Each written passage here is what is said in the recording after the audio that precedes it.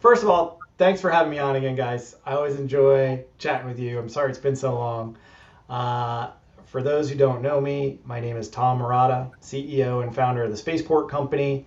And what we do, very simply, is we launch rockets from ships at sea. We're creating and operating unique infrastructure solutions for the aerospace industry. Um, my background, very briefly, a pretty eclectic background, trained as a city planner.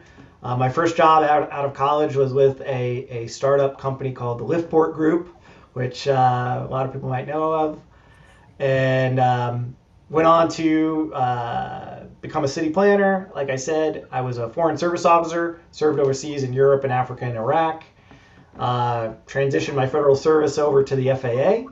So for 5 years, I worked in the FAA's rocket office and saw the industry grow. SpaceX, Blue Origin, Rocket Lab, all the names that you've been discussing in the news here, helped see them grow. And then for about a year, I worked at Astra, lived the pain of trying to find cost-effective and reliable and predictable launchpad access, and thought, gosh, somebody needs to address this demand supply imbalance between increasing demand for launch ranges and test ranges and the lack of supply. So started the Spaceport Company in 2022. The orbital launch industry was a very different place in 2022 than it is today. Essentially, SpaceX has consolidated a lot of its hold over the industry. And so we pivoted from focusing on orbital launch to missile testing, drone testing, weapons development. The reason Castellian raised $1 billion is because they have $500 million in DO Department of War contracts. there, there is a lot of weapons development happening in the United States right now because the world is a very unstable place, unfortunately. Every missile needs a new test range. Building new test ranges is essentially impossible, just like it's very hard to build a new Cape Canaveral. So we own and operate America's only commercial launch pad ship.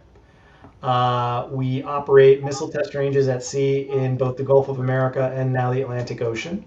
We've done 10 missile launch campaigns at sea. We have multiple contracts from both the government and commercial entities like Lockheed Martin, Crossbow, and others. And we do have assets available for orbital launch.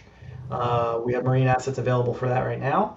And so if any small launch providers are out there looking for additional launch pads or their first launch pad, I would love to hear from you. Right on. I have a news story that I'm not sure that you mentioned that I would love to talk about. Okay. I just got an email from Ars Technica. The title was "Satellite Industry in Launch Crisis." Apparently, it Oh is yeah. becoming very hard, if not impossible, to book a Falcon 9 Yep. after 2028. Yep. When did we cover that? This last Monday. We covered it on Monday. last Monday? Yeah. Yeah. Yeah. No, we're very aware of They're that. freaking out, man. They're Yeah. completely freaking Is that accurate? Is it? It is, absolutely. It kind of You don't- feels like many in the satellite industry are just don't have a ride to space after 2028. They don't. It's a real problem, and it's worse because a couple months ago, Blue Origin, who would have naturally filled that void, they cut that program.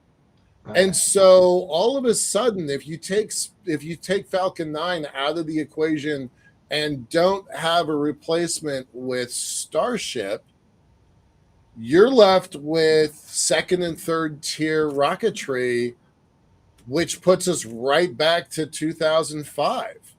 Right. So but China, as we just reported, has at least 2 private rocket companies that are doing reusables now. I'm sure would love to hear from you.